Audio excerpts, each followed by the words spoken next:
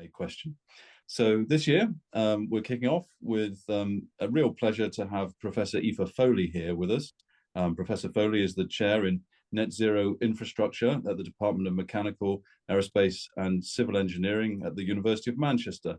And she's also managing executive editor at Elsevier's Renewable and Sustainable Energy Review.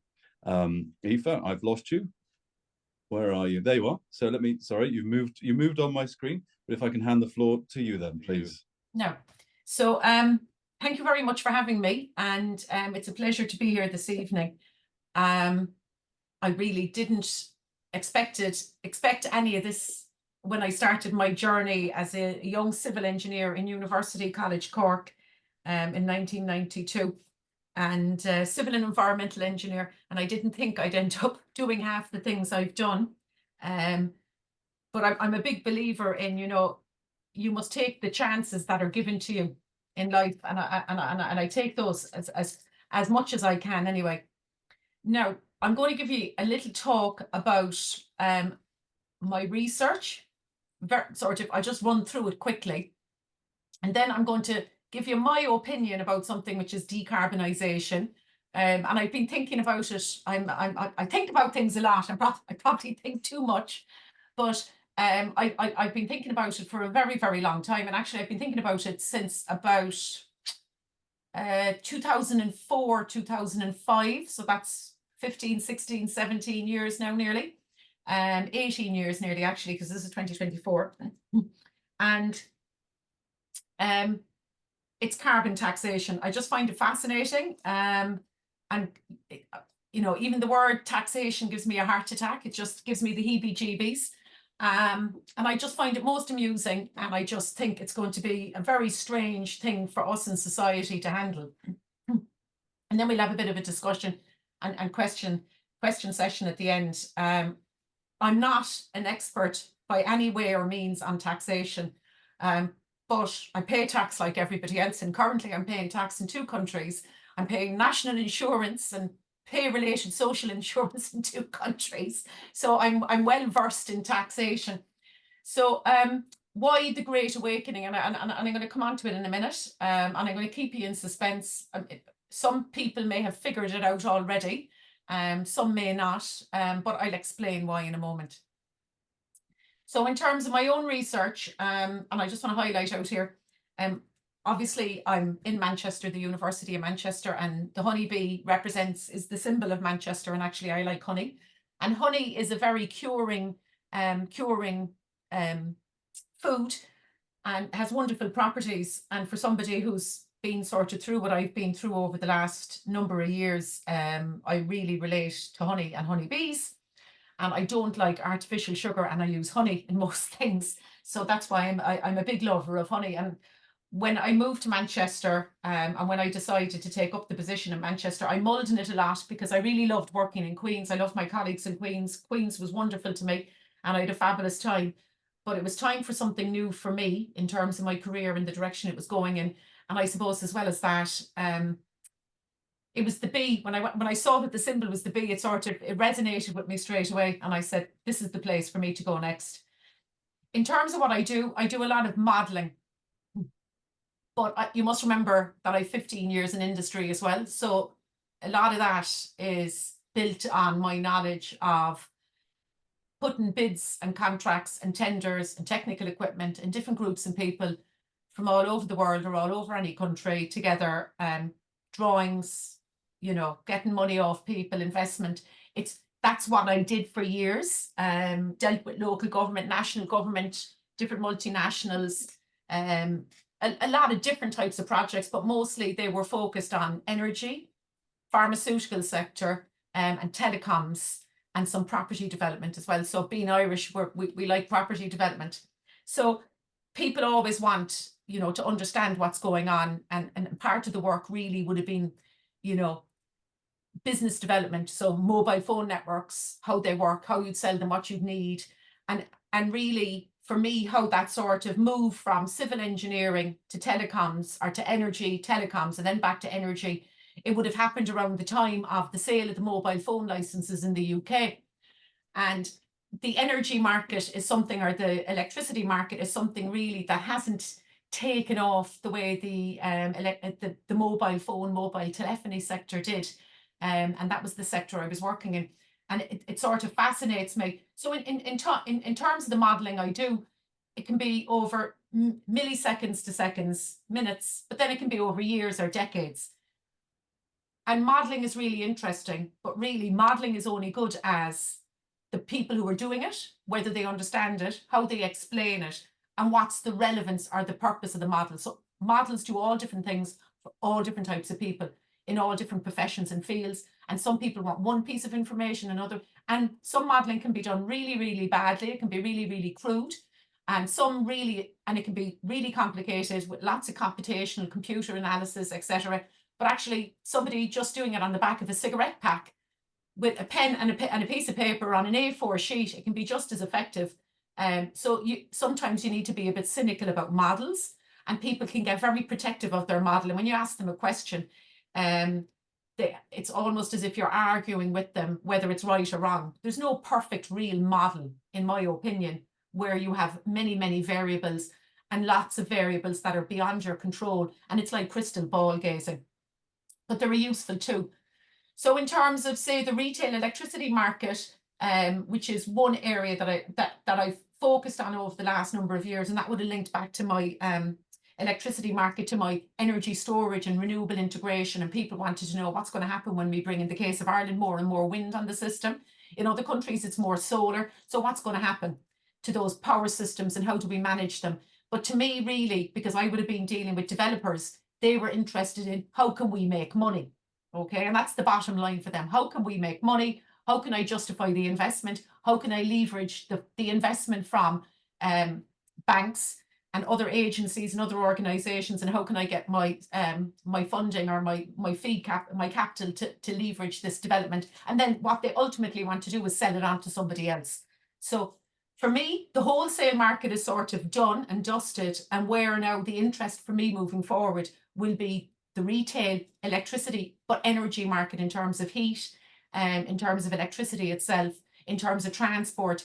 And I suppose a thing that was really interesting to me from the telecom sector was this bundling of services. So bundling of services moving forward, how do you pull electricity, retail, heat, transport, telecoms, Netflix?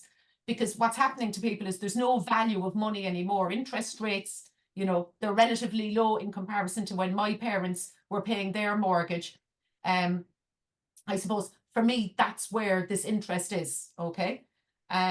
So then I do a lot of surveys. I look at what's going on, where the research is going, because what happens is industry comes to me and they say, Aoife, what's the right technology for us? Will this technology work? Can we sell it? And they're the sort of questions. So I need to know what other people are doing. Then there's all different types of models, as I said already, and they all have different applications over different time sequences with different even types of resolution in terms of whether it's dynamic, whether it's a static model, and how they function, and the purpose of, say, an ancillary service in the case of a wholesale market. So just to sort of give you a feed in, part of a study that I did. So these individuals here are in my research group. The last person there was a colleague of mine in Trinity College Dublin, Brian Caulfield. And what we were looking at here is understanding, and it happened around, we were running the survey before the Ukrainian-Russian situation. And it was just, I'd love to rerun the survey again and see what would be the change in viewpoints. But I just want to give you an idea of what people felt. So this was their response in relation to climate change. And, you can see here, pollution from industry is to blame, but it's not from them. So most pollution is from industry. It's a natural process. So that, if you look here, most people strongly disagreed with this. Okay. So, you'll see on Twitter feeds, or you'll see in social media, this apathy towards climate change, but actually from the number of people we surveyed, and it was a professionally run survey, that's not the figures we got. I don't mind it because it will improve the weather in my country. So everybody thinks it's going to be warmer, so that's great in Ireland. And I'd say if we ran the same study in GB, England, Scotland and Wales, we'd probably get similar figures if they think they're going to be warmer. Renewable energy and electric vehicles will solve the problem. Everybody knows the market, people, the jury is out on that. Climate change is declining in some areas, but others need to step up. People really, for some reason, they felt that. So obviously, whatever they see on the telly, if they see an area with famine or fire, that's what's ever in their mind. It's an instantaneous brain moment for them, and that's what they believe. The media blows it out of proportion, so they don't believe the media. World leaders are now engaged, so they do believe that world leaders are engaged in dealing with climate change, so they do seem to have faith in politicians. Most people do, you can see here, they do think about climate change. So, and this was a broad demographic.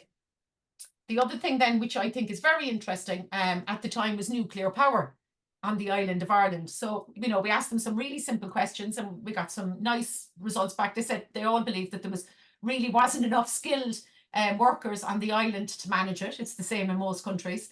High fossil fuel prices mean we should develop. So you can see there that over 40% of people agreed, and I'm not a proponent of nuclear energy, and the jury is out for me. If the public want it, give them what they want. That is my motto in life. Obviously within reason and moderation. It's harmful to the environment, and they all agreed on that. So they all know it. So even though they all know it's harmful to the environment, they're all quite happy to have it if they think they're going to get cheaper energy. They all know it's expensive, but they're happy to get it and they're happy to pay for it. And it's a threat to the public, so they all know that as well. So it demonstrates that people aren't stupid, but they know we can't do it, but they're quite happy to do it if it means they get cheap energy. This was about electric vehicles. It wasn't really positive at the end of the day, and people were quite cynical about electric vehicles. And I think it ties in, which is the same as the research that we're doing in GB, is that road tax, tax rebates, government incentives, mileage and range, all of these things is what drives electric vehicles, and people are quite cynical about it, and the vehicle price as well as a killer. So more recent, I've been looking at energy poverty, and this was some work that we did for the Treasury. So and it was basically using lighting. So it was satellite data that we gathered, and plus survey data that we gathered, and really it allows us, or this analysis, remote survey with national lighting, nighttime lighting, actually NTL, it allowed us then to identify the poorest people in certain areas across the UK, which is very useful for an organisation like the Treasury, because then when they want to disperse money to local government, they can see who's poorer than other people, because you can actually see their light, how positive are, how their heating is working at night, and how their light is coming out of their house, how much light is shining. So this is what was interesting. So again here, this is, I suppose, there's lots of calls from the EPSRC at the moment, and we can even see it with the Energy Act, is this heat, power and transport. So we've focused for nearly 2-3 decades on electricity, which is the lowest hanging fruit, and probably achieved something, but not as much as heat, power and transport. And it's just, I use all different tools again here, and it's just integrating them to answer different questions for different organizations.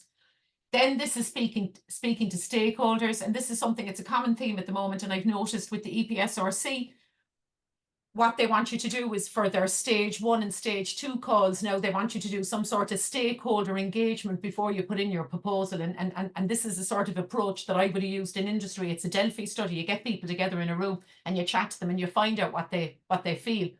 But in my opinion, what tends to happen is people reach consensus. So really, do you get people's opinions? You get their opinions beforehand, and then when they're in the room, they try to reach consensus. So if you can see here, people weren't very big believers in hydrogen. This was a study done in Northern Ireland. They certainly weren't a big believer of hydrogen boilers. And then we had Whitby happened about a year later. So it was quite interesting. Another thing they're not really a believer of is carbon capture and storage. And that came out the worst. It had the lowest carbon capture utilizations, had the worst net score. Installation, they saw insulation in homes, they saw as having the highest benefit. for reducing people's energy footprints, better insulation in home, and better energy efficiency measures in the home. That's what they saw as more appropriate and more beneficial, and probably better in the longer term. This was then just looking at NI Water. So organisations like in Northern Ireland, like the water company, they use a lot of electricity. They're actually the biggest consumer of energy or electricity in Northern Ireland. And the government moving forward in Northern Ireland will put pressure on them to reduce that energy consumption and that carbon footprint. So they're trying to figure out ways to make money off their treatment process. And this now moving forward will become a common theme as we decarbonise more across all sectors. And we can see it in the aviation, we can see it in the shipping sector. They're all trying to come up with ways to reduce their carbon footprint.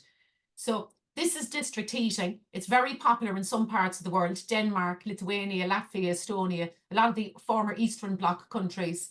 You get it in housing developments, in apartment blocks in New York and places like that, because it's quite easy for them to develop a system like this.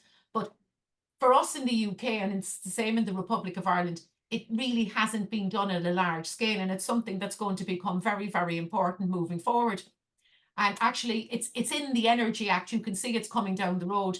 But how do we do it? And that's what I've been sort of trying to figure out over the last few years. And we have a number of publications on it. The markets will probably be localized. It won't, I feel it's not going to be like a retail electricity market situation unless you use heat pumps. And you know, heat networks are very, very different animals. They'll work in some areas and they won't in other areas, because it really depends on what heat load you can find, and heat demands and heat generation. And this is just another aspect of how we want to integrate, because gas is going to be around for a long, long time yet. So how do we integrate gas and heat networks and make them complementary so they're benefit each other, you know? So this is just something I want to say before I go on. You know, I love research. As Andrew said at the very start, I was editor-in-chief of Renewable and Sustainable Energy Reviews.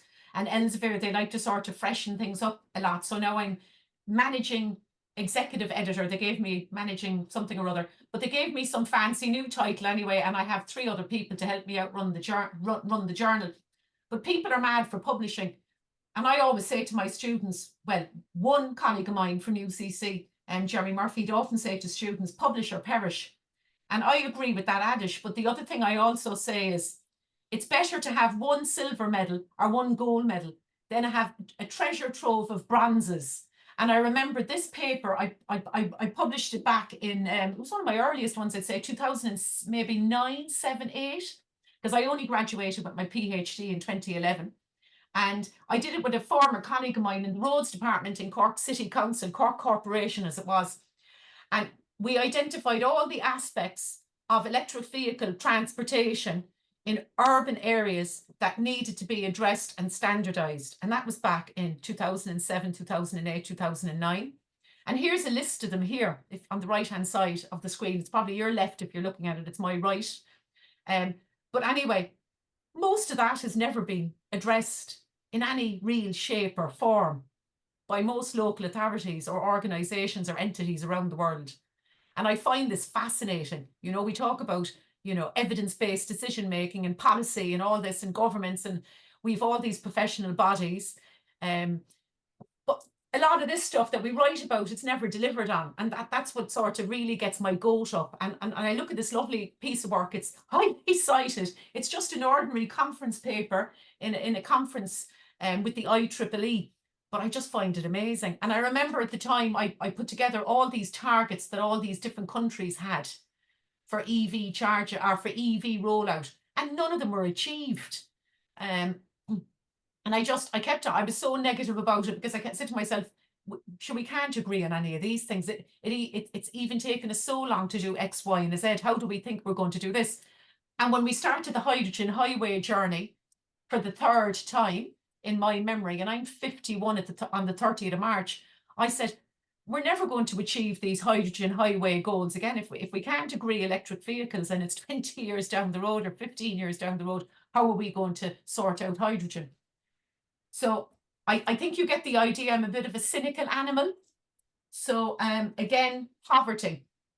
And I'm going to come on to it in a minute. And again, this relates back to the title of my talk, you know, so I'm really interested in energy poverty. It's because I worked in local authorities. I'm from a working class background on one side of my family. So I suppose, you know, I find this really interesting because sometimes you can throw a lot of money at problems, but you never solve it because it's the nature of the animal or the nature of the beast. And I'll explain in a moment. So again, this is simple things. And to me, what's happening in academia now at the moment is a lot of the work we're doing is sort of consultancy work by sort of 2 degrees of separation. So when I worked in industry, I was like dealing with companies like RPS or OV Arabs, McDonald's and those sort of organizations, Jacobs. I worked for PM, which was part of Foster Weller. And what I find is a lot of the work that I used to do there, it's similar to what people are doing in academia as research work, and they think they're reinventing the wheel 9 times out of 10, which I find fascinating. But it relates back to these papers. So like electrifying taxi fleets, you know, yeah, if you do the model, you're going to reduce your carbon footprint. So, and captive fleets. So this is just proving something that we already know, but it's evidence for politicians. And this is what's happening with a lot of research at the moment. And of course, industries, I used to work for Siemens, industrial organizations, it's very expensive now to run large industrial labs. So they're depending more and more on academia. But then this sort of gives us a problem in, you know, in terms of our academic independence, what we can say, what we can say. And this in itself is becoming a problem then as well for climate change. So I'm just going to move on and I'm going to come down to, so this is sort of the future of a retail electricity market moving forward. And the paper is being written up. It's gone into review and we're hoping that we'll get some traction on it and we'll see where it goes. I think at the moment, the problem with the energy markets as a whole, and particularly the wholesale electricity and retail electricity markets, the wholesale market really, even though it's the large generator, and it goes back to the days of the monopoly and the centralized generation and national grid, what we have now is retail really, it's like the tail is wagging the dog. So the dog in my mind should wag the tail shouldn't wag the dog.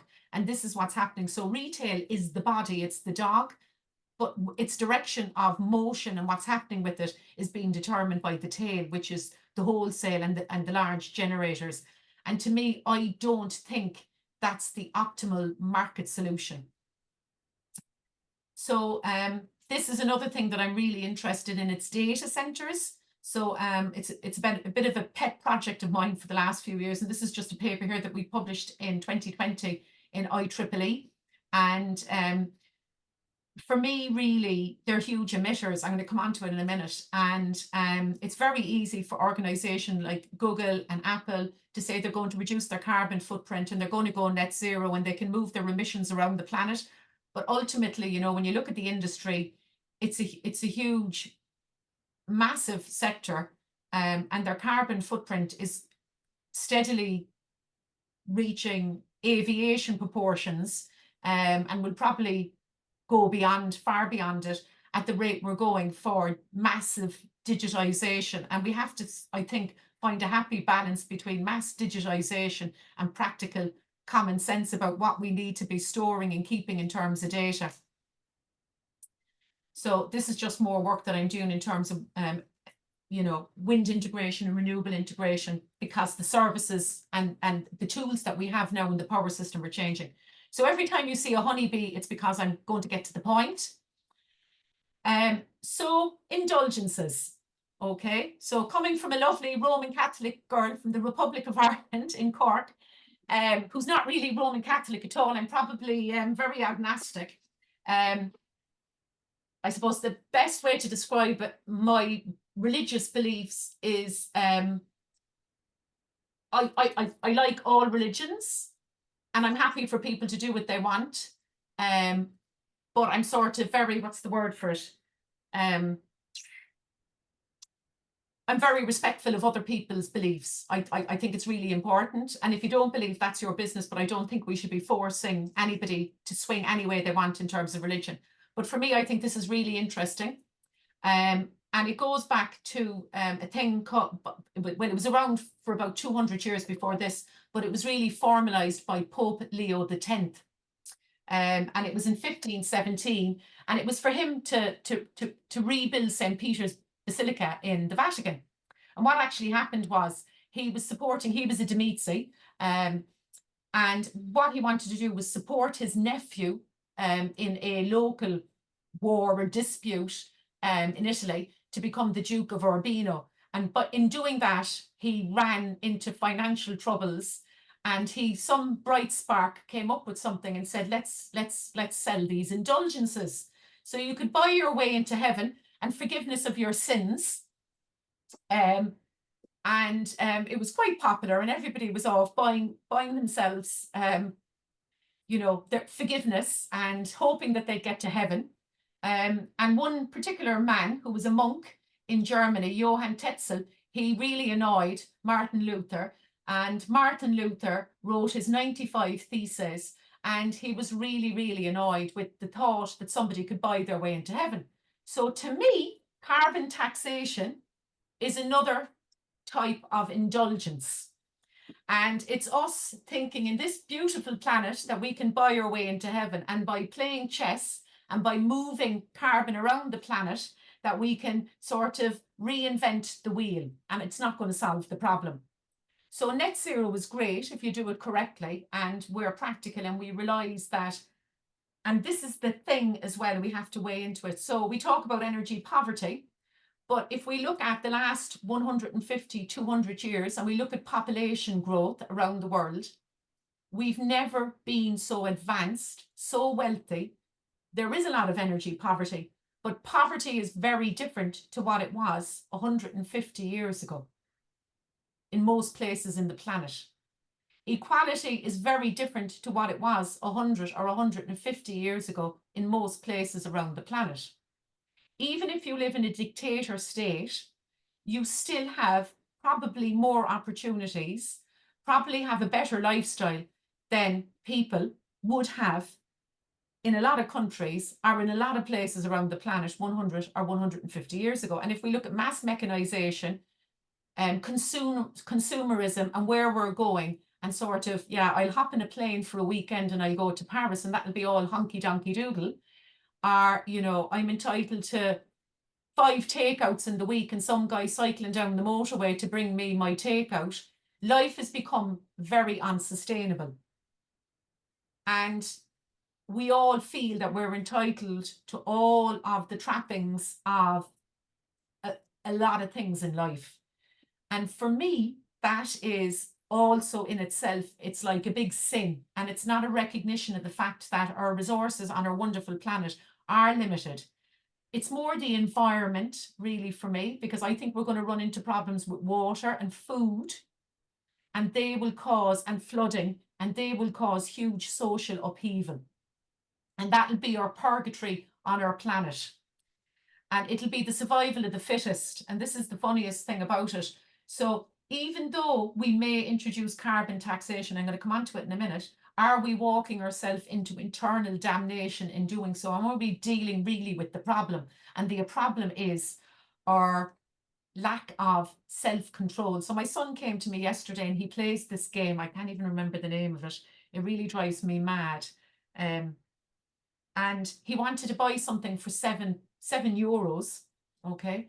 And I said to him, what is it? And he said, it's these skins. And I said, but what are they? And he said to me, I get these things to play with. Clash Royale, that's what it's called. And I can see Charles, he's scratching his head going, what's you rambling on about?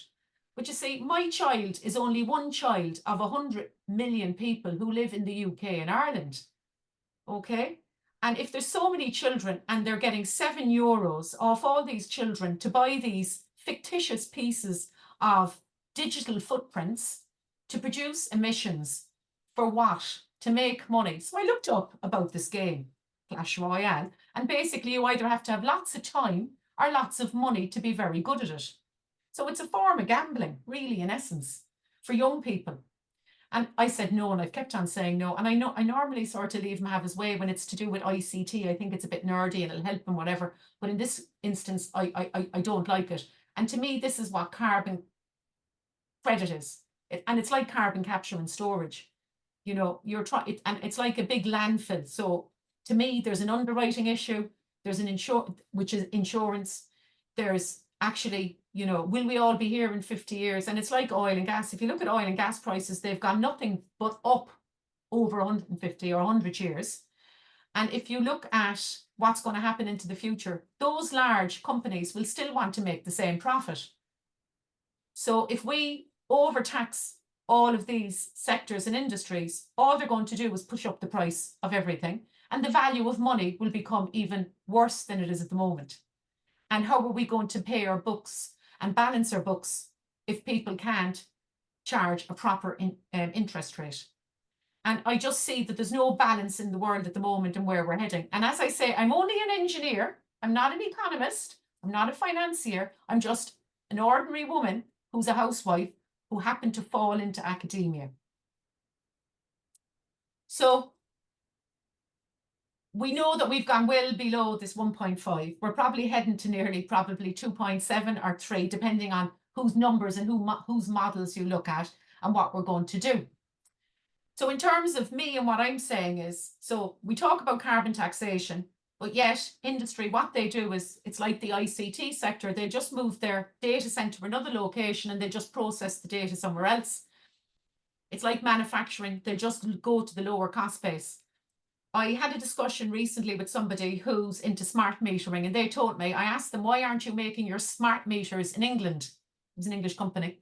And he said, I can't. And he said, why? And I said to him, why? And he said, because if I make them here, they'll be £10 more expensive than either the Eastern European one or the Chinese smart meter.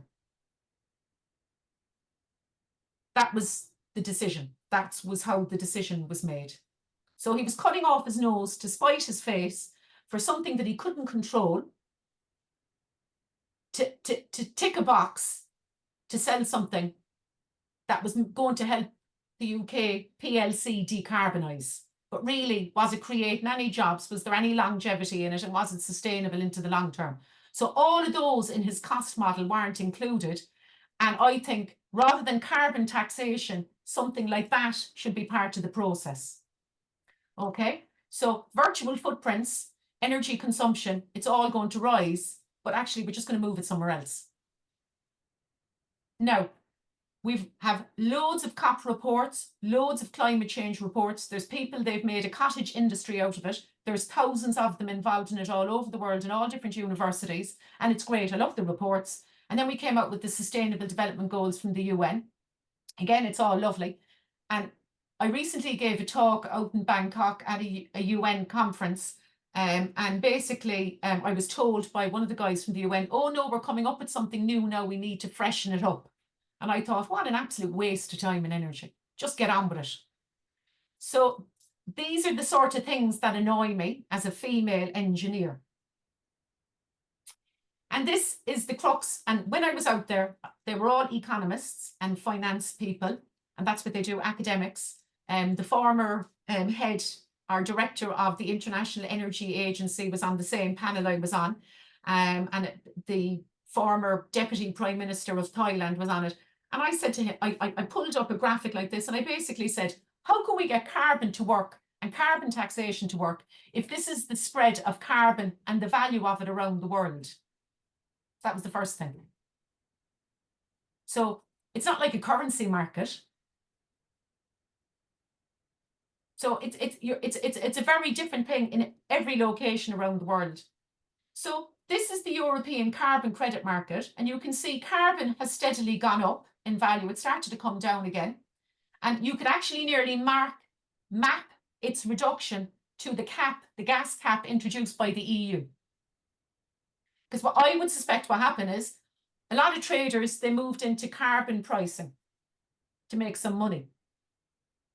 If you go on to the next one, this is the nature-based carbon offset. It sort of collapsed over the last few years. This is the aviation industry, and you can see here it sort of took off again. Prices increased over the last few years, and then they steadily declined, and now the bottoms has seemed to have fallen out of that market. This is the tech industry carbon offset. Started on a high, has declined. This is the carbon market in China, and this is what I find the most fascinating. So there's loads of localized ones, but this is actually the biggest carbon market in the world. It's an emission trading scheme like the EU, so it's similar to the EU. And it accounts for over 40% of the country's carbon emissions, which is roughly 4 billion tons of carbon annually, which is probably about the size of most of Europe. Okay, so that market is bigger than all these other markets, which I find fascinating. So we're not even thinking about it. And people say to me in the journal, why are you publishing loads of papers from China to do with their carbon market? That's why, because I'm very interested in it.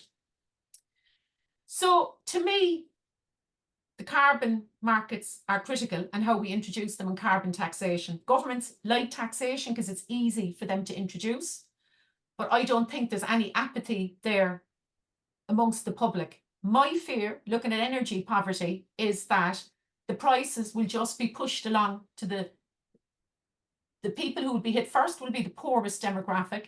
After that, it'll be the middle class and the working class.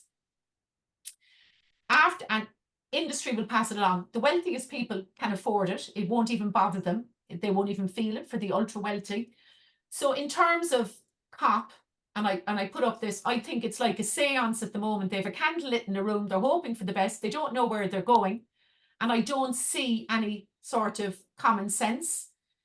To be in government at the moment, and if you look at Labour and Tories and Liberal Democrats, really to discuss climate change and global warming and policies. And if you look at Ireland, you look at France, you look at Germany, there's no real difference. You're either the Trump viewpoint where you don't believe in it, or you're the non-Trump. And all those policies then are the very same. And it's very hard for them to have an argument about it or to discuss it. And this, I think, policy making and policy decision making, there's nothing really in terms of housing problems, in terms of immigration. All these issues, it's very hard for politicians to have a side at the moment, or to argue something, and no matter what. Like, I mean, what ideas can we come up with? I don't see anybody coming up with ideas, are really great ideas that would reinvent the wheel. So for me, I think we're in a sort of a situation where it's really lock-in. We're completely locked into fossil fuels. Decarbonisation and efficiency measures in manufacturing, they're going to be expensive. How do we work it out? I think the retail electricity sector our energy sector has a huge part to play, but it's going to need massive investment. Have the banks the interest in lending at the moment to these sort of developments? Does the government, our governments around the world, do they have to do what they did in the electricity sector and give capital gains tax breaks? Do they have to give feed-in tariffs, subsidies, contract for differences? We saw recently that some of the contract for difference just fell apart. You know, I saw this graphic. I don't care even if it's overcooked. So if they overcook the planet, but to me, one thing that they're forgetting about all the time, and I'm just going to come down and you know, if we look at Blackstone, or if we look at large investment funds, a lot of their money is invested in building stock in locations around the world that are going to be damaged and flooded if climate change gets as bad as we foresee. And they're going to lose all their money. So I just sort of am a bit concerned about what actuaries are up to around the world at the moment, what insurance companies, what their long-term plans are. How do they see the carbon tax filtering through the system? I don't see any research out there on it at the moment, or any relevant research on it. So we know that there's a huge gap. That 1.3 trillion now, that's probably 3 trillion already. We can see that insurance, if you want to insure your car, you can see everything has gone up. House insurance, everything has gone up because of this climate change risk. So we're locked in, but nobody has any solutions. Carbon Scope 3 emissions will be the biggest issue moving forward, and it's that they're the last part of our wedges for decarbonisation. Carbon capture and storage, it's been investigated, it's been analysed, it's like hydrogen, it's like nuclear modular reactors. Some technologies, they just, despite decades of research, I'm 50. As you can see, I'm a complete nerd. You know, Star Wars, Star Trek, and Blade 7, that's what I grew up watching, you know. To me, all of these things I saw on the TV when I was 10, I still haven't seen them going anywhere, okay? And that's what's a big concern for me. And I get concerned with people who've made an industry out of their career of technologies that haven't scaled up, and it's the new thing every few years. So I think we're at a really critical crossroads. I'm worried about where we're going. I'm worried for my family. I'm worried for my children. I'm worried for the planet. And I just want to throw up this graphic, and I'm going to borrow it. You know, and some people, this is sales, so I know some people might pull me up on this. So R&D spending as a percentage of share of sales in these sectors. So this is for the US, and this graphic was used by Bill Gates. I think it's amazing. So pharmaceuticals, so we all want to live forever, okay? Nobody wants to die. We all want to kill each other. We can see that. We all want to be hooked up to the internet all the time. We want to have nice cars, but the poor automobile industry is falling apart. And energy, which is something that feeds into all of these sectors, it has not even 0.5% of investment in R&D. And we think we want to solve climate change. I just think it's a bit ironic. So to me, you know, it's balancing that tax take and emissions, and how do we do it to solve this problem? Those sectors are massive employers, but they're making massive money. We all talk about oil and gas industry, but what about the pharmaceutical sector? I certainly don't want to live like my mother lived for 6 years on poisonous chemo drugs and radiation therapy drugs at 80 odd. My father was dead within 24 hours and he was smiling. So I just think we need to be a bit more pragmatic about what we're doing to ourselves, the planet, and for the future generations.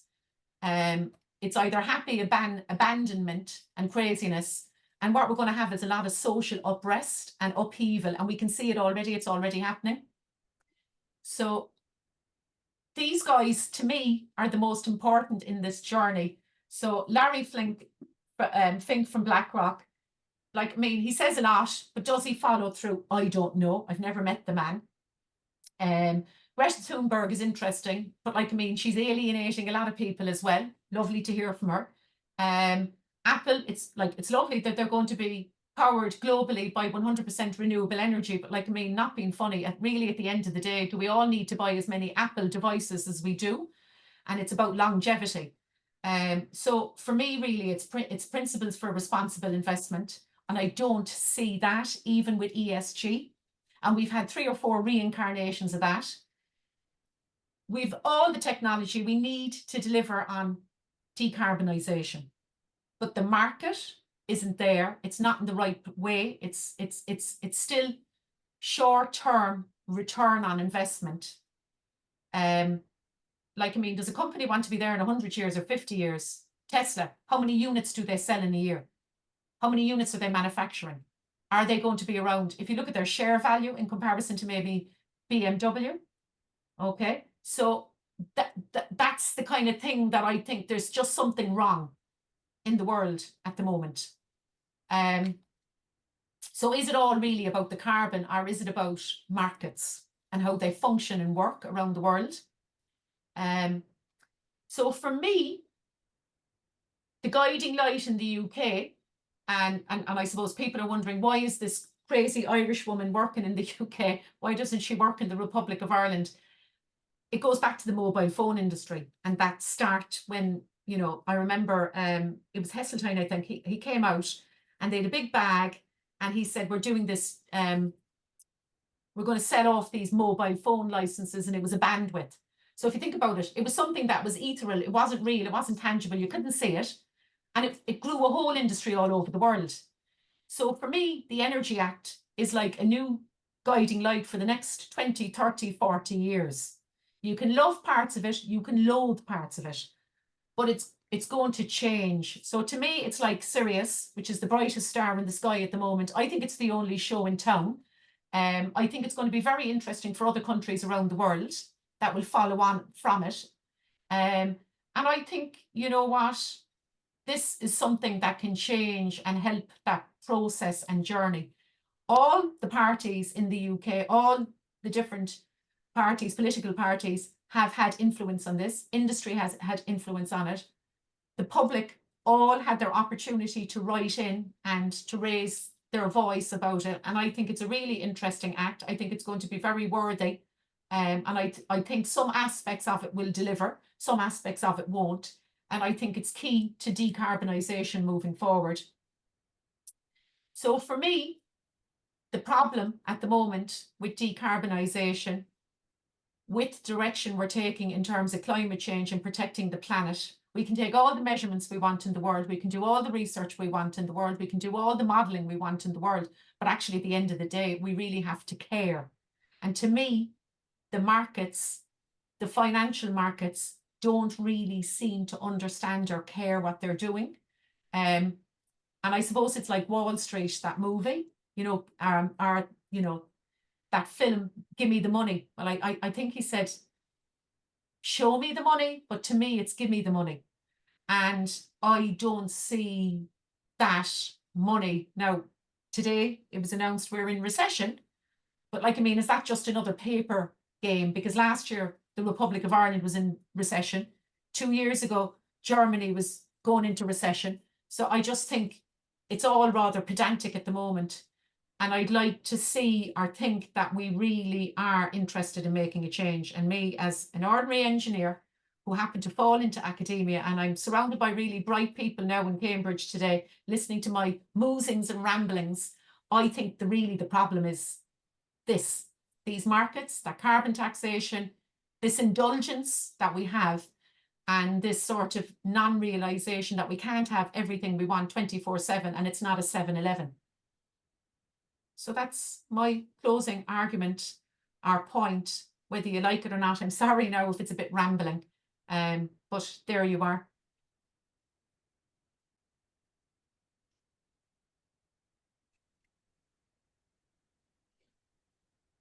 So people are very quiet.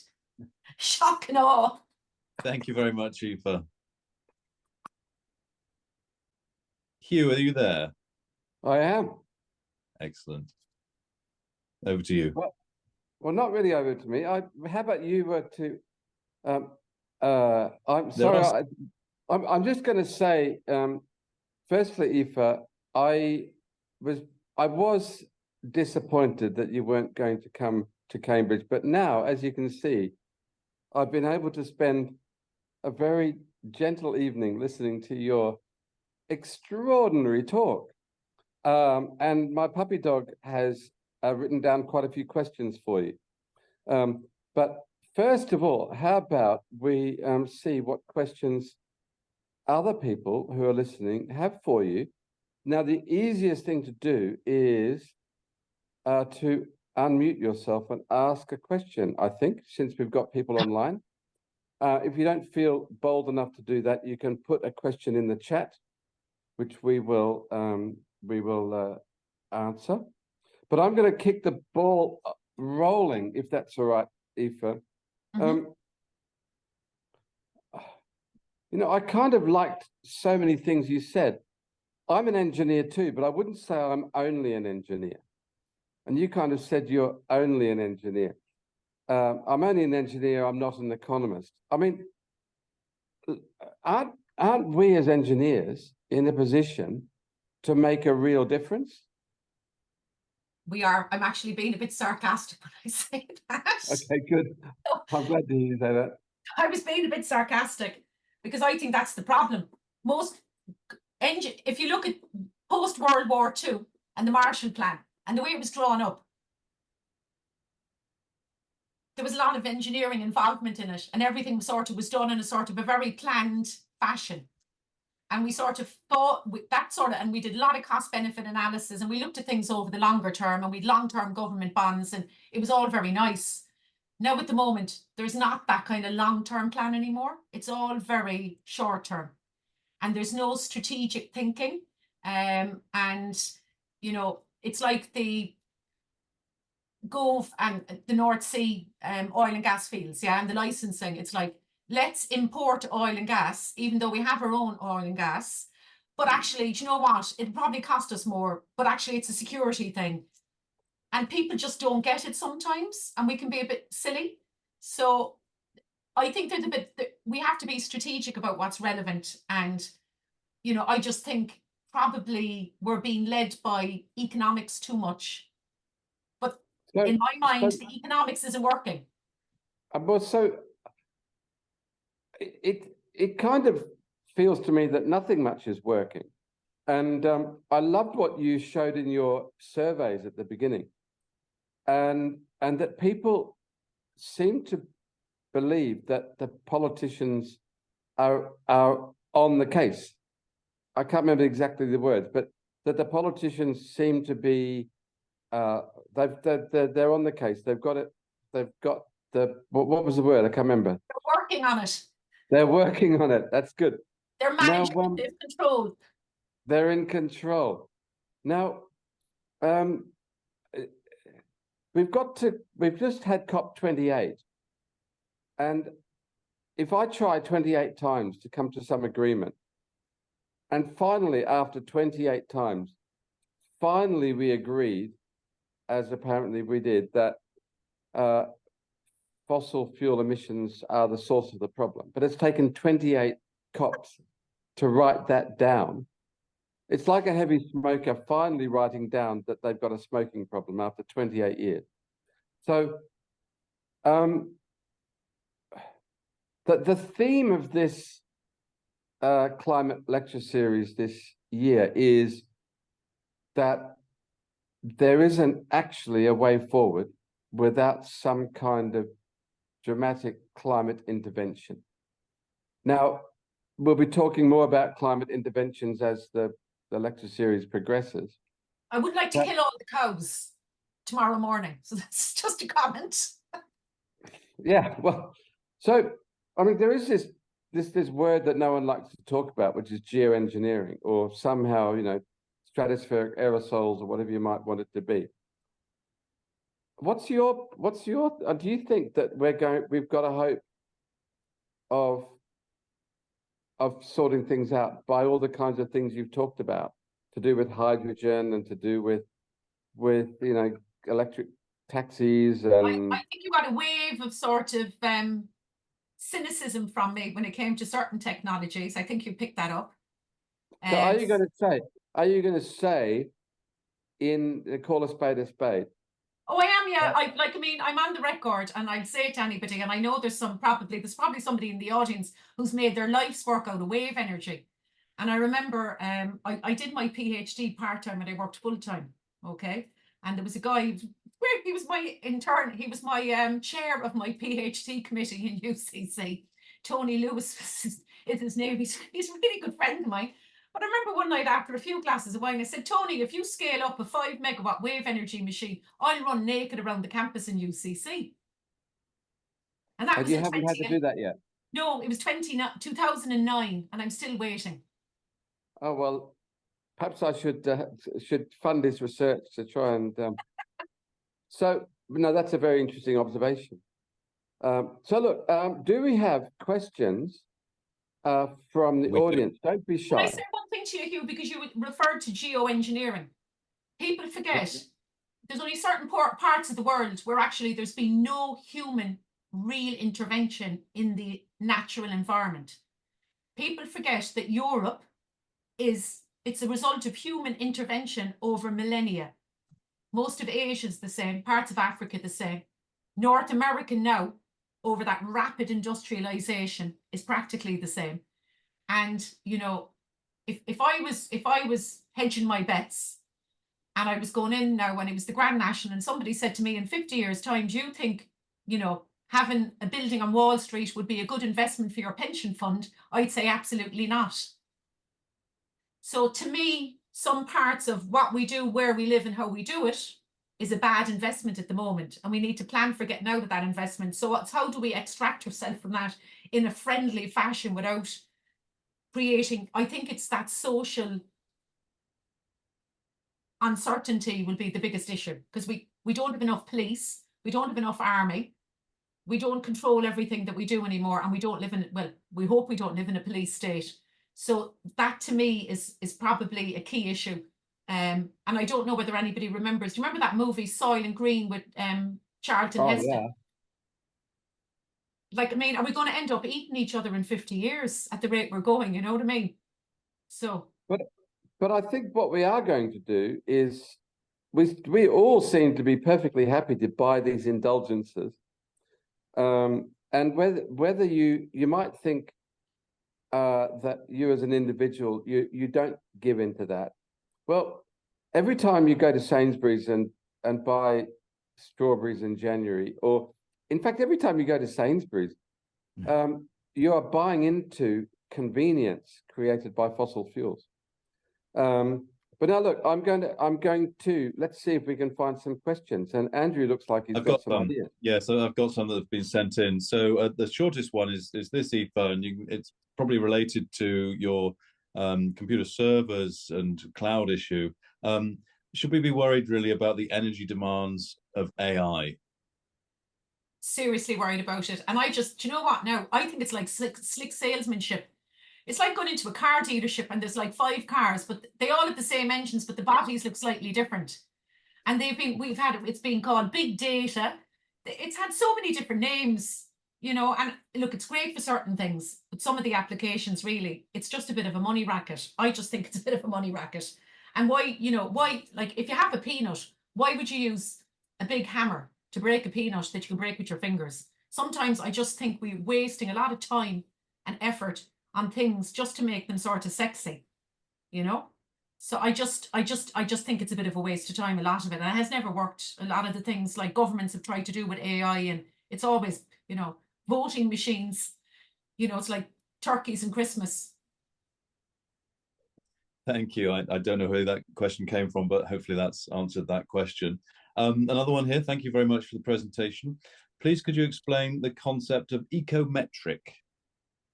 Oh, so ecometric to me is the environment. So he's probably, is he referring, or is it just she? It's a he or a she, it could be anybody. Are they referring to this thing that I came up with recently, techno-enviro-econometrics? That was my new one. So basically, to me, it's the environment and economics together. So it's like how, to me, this is the real carbon taxation. So it should be about the environment, and it shouldn't be just about taxing carbon, because there's loads of other parts that are actually more damaging in different environments and different situations. So why should everything be in a carbon equivalent? If we have AI, why can't we do something where we actually reflect what the cost of environmental pollution is? Why does it have to be carbon? Good point. That question was from Nikki. Anybody on the videos got a question they'd like to ask? Charles has. Yes. Can you all hear me? I'm Charlie Kittle. We can hear you. Yes, good. I used to direct the Scripps Institution of Oceanography, which I think brought you greenhouse warming through its measurements of carbon dioxide in the atmosphere. And I've been following the carbon's fate for the good part of my career. When I entered this problem, the real problem was meeting the historic manifestation of systematic doubt about the existence of climate change. And so at that point, the frontier of the subject was proving scientifically that it was really plausible and really happening. In my own personal life, the situation changed for me when I was asked to give a talk at the International Council of System Engineering, wherein I characterized climate change as the world's largest system engineering problem. And so at that point, it seemed to me that there was a handoff in and a reconceptualization of what the frontier was, and the frontier would at that point move into the engineering and solutions realm. And so it did. And of course, it had to start with a system conception. But now, over the 20 years since I gave that talk, I noticed that there's a vast, and as you mentioned, a vast number of unused and plausible and doable solutions to climate change. So now the situation seems to me a poverty of motivation to solve the problem and not a poverty of available solutions. And that is my takeaway. And there's various ways there's various ways of characterizing the solutions, whether in religious terms or engineering terms or so on and so forth, characterizing their acceptability, if you will. But at the end of the day, we have a poverty of motivation to solve the problem. But if you back away from that poverty, then you conclude that there's a poverty of structured incentives that might produce motivation to solve the problem. And this is where the world of finance comes in. So I find this whole talk very convincing and very encouraging. It may be discouraging to you, but for someone who's been in the problem and associated with it for almost all its lifetime, I mark this talk as a great sign, the pessimism of this talk as a great sign of progress. Thank you, Charles. Aoife, do you have anything to add there? Well, I tell you now, Charles, it's funny that you're here and you mentioned your history, because I have a very good friend of mine, Kieran O'Driscoll. He's an oceanographer, and he was working with a guy, you probably know him. He did his PhD with him, Vladimir Kamenkovich. Yes, yeah.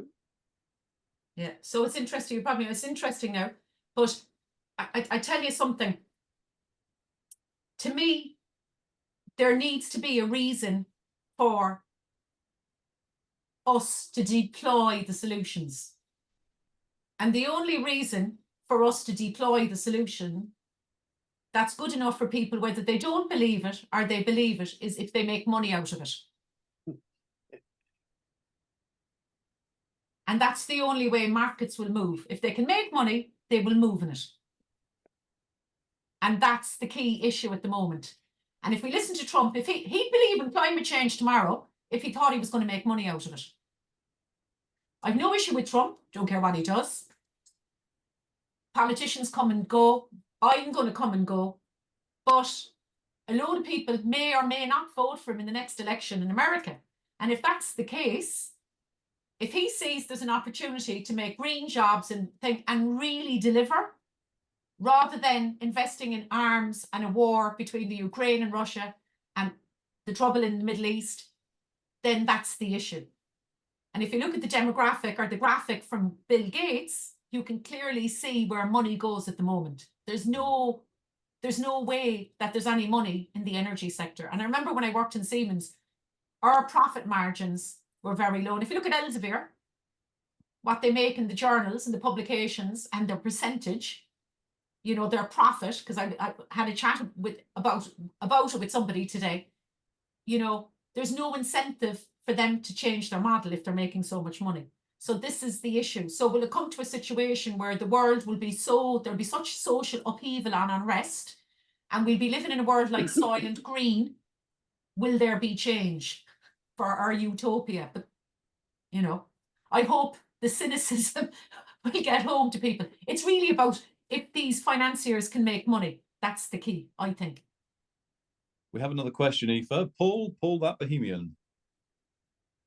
Your hand is up, Paul. Oh, yes. Hello, everybody. I am a member of JSO, Just Stop Oil, you may have heard of. And basically, we've come to the conclusion that nothing will much happen, because there are three aspects of this political system that support each other in order not to actually not to interfere with any profitable activities. So we have business whose only objective is to make money, as just as well as finance. So that's one section. Then you have media, which is owned by billionaires that very often don't actually even live in here, and they form the opinions of the public, and the public then votes for politicians who are in agreement with the opinions that were forced on the public by the media. And this kind of circle needs to be broken, and this is why JSO is doing something other than doing just sort of normal activism, normal appeals to politicians and so on. We are trying to disrupt various aspects of normal life in order to get media attention, so the media can't afford to ignore it, and then through that media attention, we hopefully distribute some knowledge about what climate change actually is and what needs to be done. And in this way, we are hoping to actually get some kind of a peaceful revolution, whereby hopefully the better politicians will realize that we actually have to do something, and will form some kind of a national government, which will then force through it will force through laws which will then ensure that that business will have to start pay attention to climate change and come up with appropriate solutions. And that is, you know, I've actually been aware of climate change since about 2005, when I sort of discovered it, and as a result, I changed my family's lifestyle. We have actually gone from living in London. We bought a farm. I've been farming since then, without any previous experience, in order to get to the kind of lifestyle that I thought would be necessary given climate change coming through. But actually, I've discovered through XR and through just of all that individual effort does not help. Individual effort is simply disappears. There is no point in doing that. It makes you feel better, but nothing else. What we need to do is to do something which will change government's mind, and that's what we are trying to do. Thank you. Thank you, Paul. Do you not have a question for Aoife? No. Perhaps, Aoife, I could just invite you to respond. Perhaps you have your own thoughts and feelings on... I'm only going to respond as a lowly, ordinary engineer. That's a good idea. Paul, some of the things you do, I agree with. Some of the things you do, I don't agree with. And I'll be very honest and very frank and very direct. Some of the individuals in the organisation are non-relatable. Okay, so if we talk about politicians and people who vote, it's non-relatable. So if I say to you, you going to somebody like Adidas or Puma or Nike who use polyester, they use abundance of it all the time to make football jerseys. And they hawk them to people like myself with my child, who every year needs a new football jersey. So instead of you disturbing me on my happy, merry way, doing what I need to do to go in to pay my rent or pay my mortgage on my £21,000, called the Bohemian, because you must remember that's the way that a person will think. For you to say to Nike or think, do you know what? You're selling too many football jerseys. Why do you have 3 or 4 of them every year? Manchester United, Chelsea. It's a petroleum-based product. So there's loads of products and packaging and other things.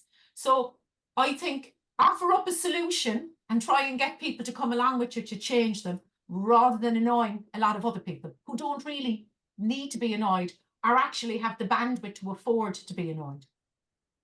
Well, we have done a lot of that, but unfortunately it doesn't help changing that, breaking that circle. I know. We need to get the government to actually make new laws which will ensure that people are not burning. And also, it's not about using oil for jerseys. It doesn't matter. What matters is how much oil you burn. not how much oil you make plastic out of. But you see, it's they're burning the oil to make the jersey. They're burning the oil to make the plastic. They're burning the oil to ship you your Amazon package with one flippy cable in it. So it's actually the service. Okay. So we need to change how those services are done. And that's why I'm saying to you, it's the market is the problem. The oil is the drug. We're the addicts. But the industry is like the syringe. Okay, I think we have some other questions here. We've got one from Oliver. Yeah, yeah, thanks. Thanks, Eva. So I'm an actuary. You mentioned actuaries in your talk. And so we work mainly in finance. So we have to use we have to work with financial markets, and we have to learn financial theory, which comes from economic theory. And what I've learned over the years is that the dominant economic theory, which is neoclassical, is almost completely and entirely wrong, completely unrealistic, because it portrays the economy as an equilibrium system, which it isn't. It says people make rational decisions, which they don't. It completely ignores energy. It has no systems thinking in it whatsoever. It's a fantasy, but unfortunately, it's still dominant. It's dominant in treasuries, certainly in the UK and most other countries. So every government policy has to go through Treasury Department that's stuffed full of these neoclassical economists that have these fantasy theories in their heads. So we're actually working on it in the actuarial profession. I'm going to paste a link in the chat because we produced a report last year which critiques the standard scenarios that financial companies, when they're regulated financial companies, have to these days do scenario analysis on climate risk. So and there are normally 3 standard scenarios. There's a early transition, late transition, and hothouse Earth.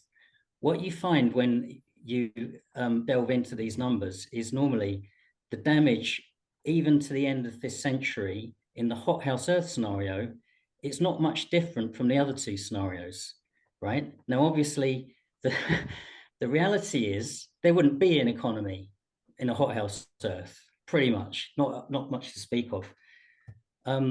So, yeah, I thought I'd just raise that, and I'm interested to know how much you've delved into economic theory, or how much you're aware of how unrealistic and particularly because as engineers, systems thinking is completely embedded in engineering.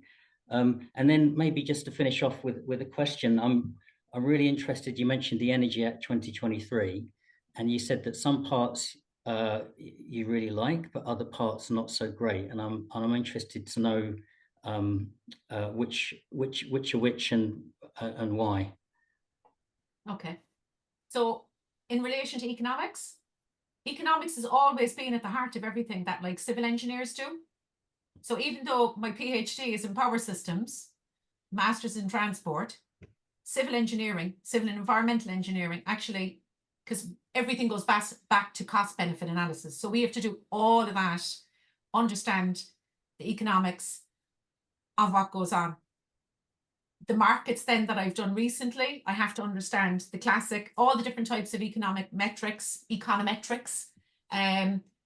There's like 2 chapters in my PhD were dedicated to me figuring it out in my head again.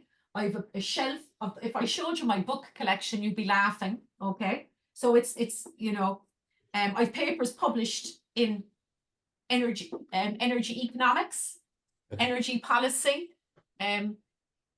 I've worked and published a few papers with economists. So I'm really interested, and I have always really been interested in economics, but I went to an all-girls female school where actually business studies was subject where we were to be taught about money and finance. And it was only then when I was working in industry when we put big bills of quantities together, or we do business development plans, and we put all, you're starting a project from start to finish, and you're telling them what the project risk is as the actuary, And that's how and actually another career choice for me would have been doing actuary. So I was always interested in it. And I bought shares when I was in my 20s. So I've always been interested in the markets. So I'm really interested in what you're doing. I'm probably going to follow up with you if you don't mind. Okay, so that's right. I just think this is really interesting. And I'm delighted that you're thinking about it, because to me, you know, there's going to be a huge problem with pension funds. Yeah. This is a key issue with pension funds. So, and like, I mean, the age demographic, if you look at China and other countries around the world, it's getting bigger and bigger and bigger. What are we going to do? Start killing people? You know? So, so this is a key concern. The issue with the technologies. Okay, so I think I've already stated my viewpoint of wave energy. Okay, if anybody's sailed or anybody lives near the sea or anybody's been out in the ocean, it's a really difficult environment. Another sort of challenge for me is offshore wind. In my head, yeah, it's great in some locations it work. In other locations, if we look at climate change, we look at average wave heights, we look at storm and what's happening in the ocean, you know, like if you I explained to somebody once, if you scaled up wave energy to the size and scale of a nuclear power station, would you make that investment and float it out in the ocean? And I'm asking you that as an actuary. Do you think you could leverage capital? Would you like to see a nuclear power station sink into the bottom of the ocean? So that's what you're talking about. So to me, certain types of offshore energy technologies, they're in very difficult environments with the materials and the engineering that we have available today. Maybe in 100 years, if there's some mad eureka moment. So that would be one. Carbon capture, utilization and storage, carbon capture and storage. I really have an issue with that. What happens if there's leakage? They can't control it. You know, what impact will it have on the Earth's crust? What impact will it have on the atmosphere? What impact will it have water? You know, what will we do? So I just think it's not solving a problem, and it's that hubris. So so that's what I think is really interesting. So, you know, so I'm trying to think other technologies. Hydrogen, I think, will be very relevant in some applications and not in others. I think really what we're going to have is, and I go back, the Royal Academy of Engineers did a really good report there. It was a number of months ago. They published, it was last year. And they referred to, and if you look historically, where we've had the most successful human development is where the conditions are right for the technology, are the farming, are the industry to develop and grow, or for that network. It might be a port, it might be a road. There's a reason for it, was because the right conditions were there. And I think, you know, it won't, we had this mad fad for modernization and everything has to be the same and it's easier to manufacture. But I think, you know, energy by its very nature, it's very different and diverse in different locations in different countries around the world. And I think, Oliver, that's part of that solution. You know what I mean? What will work in one country won't work in another country. And I think we just have to accept it to get on with it. Aoife, thank you. Can I just point out we're running to a schedule here and we're hoping to finish at past. So I think if I may just take my own indulgence and ask my own question, Aoife, and then we might just have time for half a question more. Hopefully this one's got a very quick answer. So what would be the best way to enable households through the retail electricity market to buy very cheap electricity to heat a hot water tank via their immersion heater in a way that enables investors to actually make money out of it, which would then help us to perhaps reduce curtailment of renewables? Well, I suppose, you know, I've done a lot of work, and that's whoever asked that question. Well, to me, really, the first thing is, rather than dumping or curtailing valuable renewable energy or any other source of energy, we should do what we did in the 70s, and we should bring back storage heaters and bring back hot water tanks and heat up people's water. Okay, so that's, I think that's like, I mean, why are you paying people for an ancillary service to do something when we can actually use it, you know? So that's that, I think, is the first thing we need to do. Create that market environment again, where there's actually a value in doing it. And you know, that's why I alluded, or I mentioned the gentleman and his smart meters. So why wasn't he making smart meters in England? He wasn't making smart meters in England because when he tried to run his business, he couldn't sell to the companies who were going to buy his product and his technology and what he was selling, because it was £10 more expensive than Poland. It was Poland or China. And isn't that a damning indictment of where we're at the moment? It is. It is. We've got what, a few minutes just before I can see a hand up. Savinian, are you there? Yes, thank you. Thank you very much. You have a really quick question? Yeah, I've got a very quick question. I'm going through the Ministry for the Future book at the moment, and in one of the chapters they mentioned the carrot and the stick, talking about taxation and carbon coin. I would like to have your opinion and your views on the carbon coin, and especially if it takes the form of a local money that would be scalable, because I'm thinking if you do good and you get carbon coin, you should not be able to spend it as you want, but on low carbon purchase. Mm-hmm. We had a thing called the gold standard. Do anybody remembers it? And we did away with it because it gave countries autonomy to print what they wanted when they wanted. Yeah. Yeah. That's when we sort of lost the run of ourselves. So to me, a currency of a carbon, and that's what I actually proposed out in Bangkok. It needs to be some sort of currency that people can trade and buy and sell. But then I wouldn't want it to be a situation where people would offset. So if we constantly offset, it's a waste of time because we're not going to solve the problem. So I think a carbon currency, that's an international currency that we can reflect around the world and it has a value, I think is probably a better solution than taxation. Like, I mean, you know, probably my views would be more conservative and sort of Republican when it comes to taxation. So I think really a currency or something we can trade, but I showed you the issue with these carbon markets at the moment. You can see it's $1 something in one country and then it's $56 or $70 in another country, or pounds. So that's the issue with this carbon tax and the way these markets work. There's no consistency in them. And as well as that, it really depends on the local market. So what's going on in their local market, and it reflects their industry issues and constraints in their own industry and their own locale.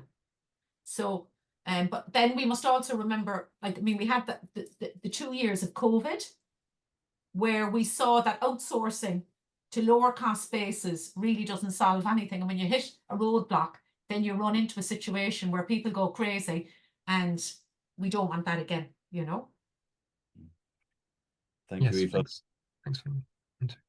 Aoife, I'm going to hand back to Hugh Hunt. Over to you, Hugh. Well, thank you, Andrew, and thank you very much, Aoife. We've been running this Cambridge Climate Lecture Series this is our 8th year, and we need to remember that the series was set up because, well, in the memory of David Mackay, who died in 2016. And we have been extremely thankful for the work that he did to enlighten us. So this, I don't know whether you can see, I've got our mission statement. It dedicated to the memory of David Mackay. Principal aim is to dramatically increase the level of public interest and engagement in the topic of climate change.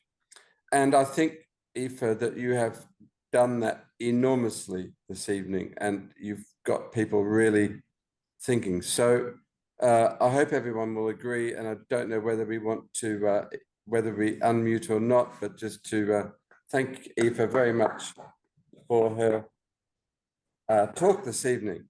Now, we have coming up on the 7th of March, Harriet Lamb will be talking about the textile industry. And I tell you what,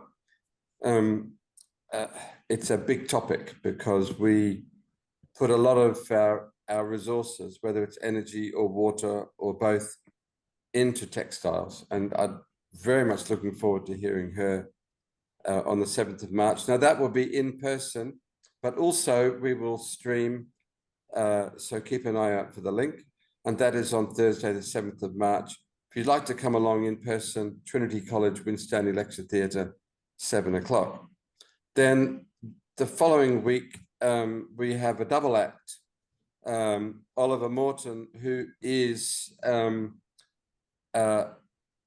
has said that he is supportive of the idea of geoengineering, and Miles Allen, who has said the opposite. So let's have a good, let's hear them agreeing to disagree on the 14th of March, again, Winstanley Lecture Theatre in Trinity College.